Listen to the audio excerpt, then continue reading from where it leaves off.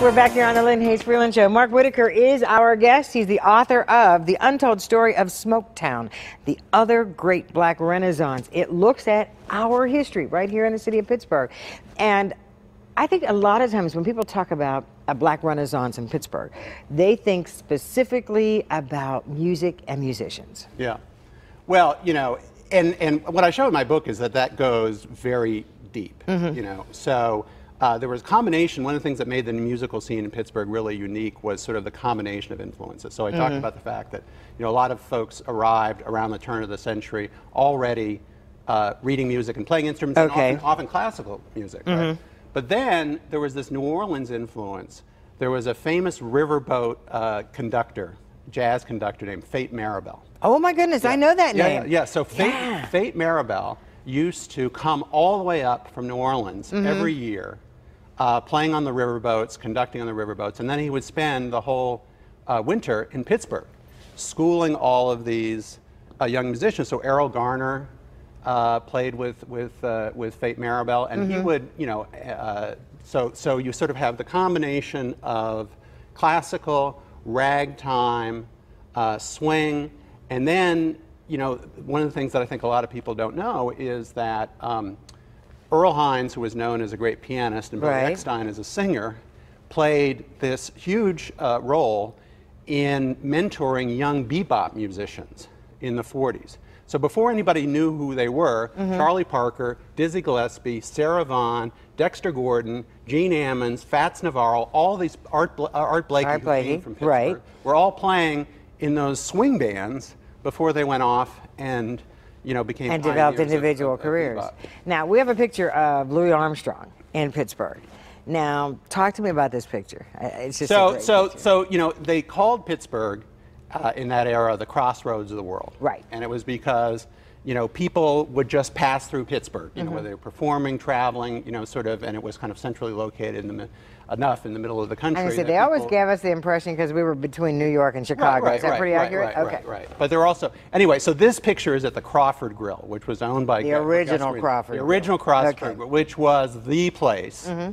And all of the great musicians who would come to play either on the dance halls of the Hill, or if they were really big, they'd be playing at the Stanley Theater downtown. But then after hours, they would come and hang at the Crawford Grill. So this is Louis Armstrong during that period. And this would have been a period of time, and you correct me if I'm wrong, that they couldn't necessarily stay downtown. They only no, that's right. And that's why they came up. So, you know, so they might be performing in front of big white audiences, but, you know, they had to stay. They had to come up to the Hill, you know, if they wanted to get a drink or a meal or you know, to stay at the hotel. Yeah. Okay, all right, let's take a look at our next picture. Now, it's interesting because I think that Pittsburghers make a Pittsburgh-Lena Horne connection, but I'm not sure the rest of the world does. No, that's, and I think people, you know, as I go around and talk about the book, people are really surprised. Well, Lena Horne, you know, we knew about Billy Eckstine, we knew about, you know, Billy Strayhorn, we didn't know about Lena Horne, but the story of Lena Horne was she grew up in New York, and her mother had her like performing in the Cotton Club and on the road with swing bands, you know, when she was still in her teens. But she got tired of that. And so at a certain point, she ran away from her mother, literally ran away, to be with her father. Her parents had gotten divorced, and her father was another racketeer and numbers runner on the Hill named Teddy Horne. He ran a hotel, but he was also part of Gus Greenlee's operation. And it was really in those years, in her very late teens and early 20s, Lena married a local guy from Pittsburgh. They had a very troubled marriage. Right. But she also started performing in the homes of rich white people around Pittsburgh. And she was treated like a celebrity, and the Loendi Club, which was the big sort of social club of the black elite, you know, was constantly sort of celebrating her. So when she writes in her own biography, she talks about this is when she really learned to respect herself and her talent, partly because of how well she was treated in Pittsburgh during that time. During that time. And if you had to guess, Lena's about how old in this picture? Lena, this is when this is a trip that after she had divorced her husband. The Pittsburgh and husband, And right. she had gone on, she started to appear in movies, but she came back.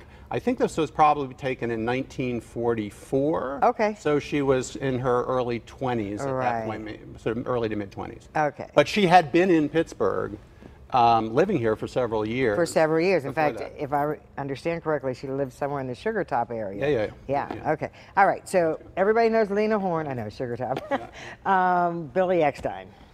So we all know the story of Billy Eckstine as a singer and a crooner, right? Okay, so now this is a picture that was taken at the height of his fame as a singer in the late 40s and the early 50s, when he was, both in terms of record sales, but also the polls that they would have in music magazines, he was at the top right there with Sinatra, you know, with Perry Como, with all of these white singers, until this picture. So the story behind this is a fabulous picture. It appeared in Life magazine, Right. which shows you how big he was, that they were doing a big feature in Life magazine.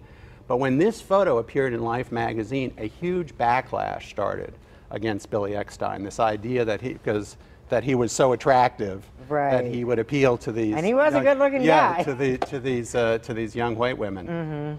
So you can actually sort of start to trace. It didn't happen all overnight, but over the next 4 or 5 years, all of a sudden, his great, fame and success started slowly to erode, and a lot of jazz historians think it all started with this photograph. With this photograph, no kidding. We have another picture, but we'll show that after the commercial break. And then when we come back, I also want to tie this kind of together with the Courier and Teenie Harris. We have a lot. We just have a lot to talk about. Don't go away when the Lynne Hayes-Freeland Show continues.